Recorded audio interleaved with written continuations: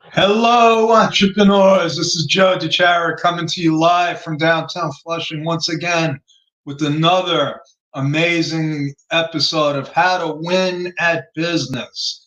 I am your host. If you don't know me, I am a CPA, entrepreneur, serial entrepreneur, and business trainer. And what I do, folks, is I try to make business simple, fun, and profitable. Okay, because it's way too complicated and confusing, even for the smartest person. It's almost impossible to run a successful business on your own. And what I do each night is I come to you with one of these presentations on a topic, and I'm going to take you through this in a couple of minutes, and I'm going to show you tonight what I'm going to do is I'm going to talk about how to find the gold in your business. Because if you're in business, there's gold there. And if there isn't, maybe you should be in a different business, or maybe you should have a job. Okay, so let's get on with the presentation tonight. I've been excited about this all day. And so let's let's talk about 5 steps to finding the gold in your business. And like I said, what I do here is I provide strategies that'll help you win at your business. Now, I don't want to be the what do you call it, Mr. Negative, but each night I have to remind you that life is tough, and going into business makes it even tougher. And it's really easy to get sidetracked. It's easy to let stuff get in the way of your business. And we lose focus. And that's why, places like Forbes say that 8 out of 10 businesses fail within the first 5 years. Now, there are all kinds of statistics out there. None of them match, except for the fact that they're all bad. Why would anybody go into business knowing that the chances are better than even according to the SBA, who has the most rosy outlook? They say only 5 out of 10 businesses are going to fail in the first 5 years. Well, if that was the case, we'd have like 100 million businesses right now, and we just don't have that. So the numbers don't add up. But even the most optimistic figures say that you got a 50-50 chance of surviving. That's just surviving. That's not making millions of dollars. Okay, so let's just face the fact that life is tough. Business is going to make it even tougher. As soon as you can accept that fact, then maybe you can start having fun and making profits. Okay? Like I said, it is way too confusing and complicated. And what that does is it makes it really hard to stay on track. And that's why I decided to take this approach that I'm going to try to make it as simple as possible, make it fun, and hopefully make it profitable. And if you follow my system, you're going to know why it's not being profitable. Okay, because the profits, believe it or not, the numbers that people like me crunch to hopefully eventually get it onto a tax return, those numbers are a result. Those are history. Those numbers are not now, and they're not the future, and they don't have to represent what's going to happen in the future. So I'm assuming that, if you're watching this, that you want to learn a little bit about how to get different results. Because if you're getting unbelievable results, you're probably not watching something like this, to be honest with you. Unless you're just doing some market research, or you're like me and you just like to improve and stay on your A game, which is not easy. I don't know how many times I'll repeat that, and I'll keep repeating it until it's all over for me, until I can't repeat anything anymore. So let's talk about how tonight, how I'm going to show you how to find some of that gold in your business. And it's really not complicated. Like I said, I make everything simple. And just to be clear on that, simple does not mean easy. There is no easy in business. There is no easy. So unless you're willing to put in the work, the time and the effort, you're not going to do as well as you could. Let's just put it that way. So the first step, I was interviewed today on a gentleman's podcast, and I enjoyed it very much. And this same subject came up, but only in the course of a conversation. Because what he wanted to know is, how do people reboot in the current circumstances and going forward in the post COVID-19 business world? And the truth is, the same way that they should have been rebooting before COVID-19. Nothing's changed. Nothing's changed about the fundamentals of business. They've been the fundamentals from the beginning. That's why they're called fundamentals. They don't change. Now, what happens is people change, times change, technology changes. So you have to constantly take a look at what your intentions are. So let's get into this. I don't want to belabor the point anymore. Let's go to step one, which is determine your why. If you know why you are in business, and it's not about because you want to make money, that's obvious. When you go into business, the purpose is to make money. Why state the obvious? Why this business? There has to be a reason. Now, you could say, hey, I got offered this business and it was a no-brainer. But if you're starting a business and knowing that you could go into anything, why this business? Now, I know why I got into accounting. Okay. And it didn't work for me for a long time.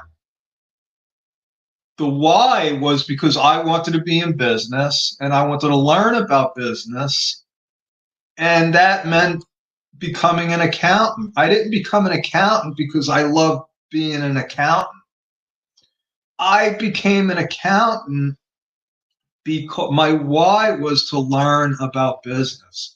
And for a very long time, I was a miserable, successful accountant. I was good at it, but it didn't fit with what I thought my why was. Until about 10 years ago, I realized that my why was really all about helping people. And it turned out helping entrepreneurs. Because like I said, I love business from the time I was 10 years old. And I started a casino in my driveway. I'll never forget it. This is my story.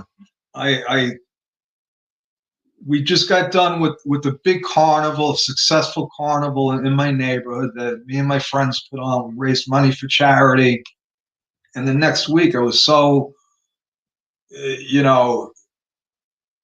I guess, high. I mean, I was just so amazed that we put this event on. I wanted to do it again. And instead of a big event, I had a little one in my driveway. I did a casino night and I made money and it was fun and it was easy. And I didn't understand why people got jobs. Because if you could just make money doing something like that, it didn't make sense to me. So from when I was 10, I wanted to be in business. Okay. I had my why backwards. So the first step, and if you're in one of those rebooting phases because you're in one of those businesses that is out of your control as far as, you're not able to do things virtually. Like my friend Larry Bratton owns hotels. You can't do the hotel business virtual. It's really hard to pivot or reboot. But Larry, being the entrepreneur that he is rebooting. He's looking at his business differently. He's looking at when the dust settles, how are they going to reboot? His why might be changing. Okay, so determine your why. Once you have your why, once you know why you're doing this business, a lot of other things start falling into place. So step 2 is define your who. Who are you doing this for? So my why is to help entrepreneurs understand the complexity of business so that they can make money. That's my why. I get joy out of helping people get their business on track. Now, who I do that for is a select group of individuals, 25 million sole proprietors that should not be sole proprietors. So that was my mission. I said, these people are the most likely to fail. And one of the reasons why they're most likely to fail is because they're sole proprietors. So that is my why and my who. Step 3, we're going right through this tonight. Discover your why. What is it that you're doing for them? So it's not only that I know I want to help entrepreneurs and which entrepreneurs I want to help. I want to help the new small business owner. What am I doing for them? What exactly am I doing? Besides incorporating them, what am I doing? What am I doing to get them on track? Okay, and step number 4 is how am I doing it? Okay, so I might help somebody get incorporated and help them with their books and records, but how am I doing that? What tools am I using? What platforms? Am I teaching them how to do it? Am I doing it for them? So that's the first 4 steps. Your why, your who, your what, and your how. And now for step number 5, which is one of my favorites, and this, my friends, is the crux. This is where I believe the really successful entrepreneurs get it, and the people that just make it don't get it. And it's learn how to know your numbers. Okay, the people that are very successful know their numbers. And I'm not just talking about your balance sheet and profit and loss statement. Yes, you have to know those. You have to know where you stand. You have to know how much money you have in the bank. You have to know how much money is coming in the next month or 2. You have to know how much money is going out in the next month or 2. That determines your cash flow. You got to know the numbers behind the numbers. For instance, revenue. If your revenue is not what you want it to be, it's there for a reason, because there were activities that happened or didn't happen to get the revenue to where it is. It's simple, folks. It's cause and effect. So if you don't know your who, if you don't know who you're targeting or why, it's going to be harder to get those revenue numbers up there. So today, one of the questions was about this marketing term called return on investment. What does it cost you to acquire a customer? And David is a high-end marketing influencer. He crunches the numbers on a high level. Companies, we talked about companies like McDonald's, they know how much revenue is going to be produced by a simple thing like, can I supersize that for you? They have everything down to a science. Okay. Small businesses like our businesses, solopreneurs, brand new businesses, we don't have the resources to do market research and big, deep dive number crunching. But you can look at how long did it take me to land this client? How much time and effort did I have to put? How much back and forth did we go through? Is it taking me 8 conversations to close them, or is it taking me 2? You got to look at this stuff. The time and effort that you're putting into your business do not always equate to what your net profit should be. In other words, let me put it to you another way. The results of your operations most times do not equal the business owner's talent, effort, and experience. In other words, when I look at a client and I look at their talent, what they're able to do, and I look at their business, and there's a big gap in between, because based on what they're able to do, they should be making a lot more money. So there's something wrong in between the starting point and the ending point. And that's what I want to leave you with tonight, because those are the 5 steps that will help you identify the gold in your business. So now, if I can for a second, I just want to go through one last thing with you, which is doing your business with intention, because that's really the crux of everything I'm talking about, folks. We get the main cause of business failure is a lack of focus. And the lack of focus happens along the way. We get sidetracked. Stuff happens. Customers don't pay. You get an extra bill.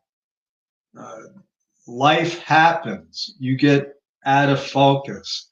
You got to get back in focus, and you got to figure out, why did you get into this business? What problem you're solving? How are you solving it? And who are you solving it for? And like I say every night, if you watch this and you do nothing with it, it's useless. So take action, make a plan. I have a bunch of tools. I have my business viability test that you could sign up for.